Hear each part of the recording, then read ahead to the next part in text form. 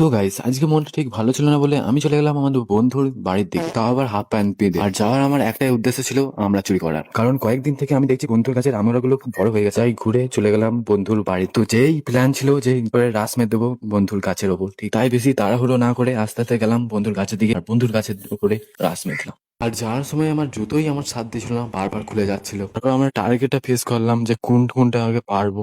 তারপর আমি একটা পাতলা আমার বন্ধুর মতো রোগা লগালিয়ে পারতে লেগে গেলাম, কিন্তু আমার টার্গেট ছিল গোটা গাছটাকে ফাঁকা করা। पिछवाड़े में तो 2 निकट जाएगा।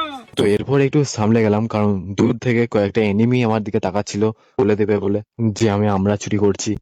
তাই একটু এগিয়ে গেলাম। তারপর আবার ঘুরে এসে ফাইনালি দুটো তো কালেক্ট হয়ে গিয়েছিল আমার কাছে, তাই মুখটা ঢাকা দিয়ে আগে এগিয়ে গেলাম, কারণ এবার যদি আসি তাহলে একবার ধরে ফেলবে। তাই এখন দূরে থাকা সেই গাছটার দিকে আমরা চলে গেলাম। আর এখানে দেখতেই পাচ্ছ দুটো আমার কাছে অলরেডি কালেক্ট হয়ে গেছে। আর তারপরে আমরা ওই পুঁতুলটা থাকার গাছটার দিকে চলে গেলাম। আর কয়েকদিন পরে আমার রাজস্থানের ভ্লগ আসতে চলেছে, তাই চ্যানেলটাকে ফলো করে দাও, লাইক করে দাও, সাবস্ক্রাইব করে দাও, ঠিক আছে?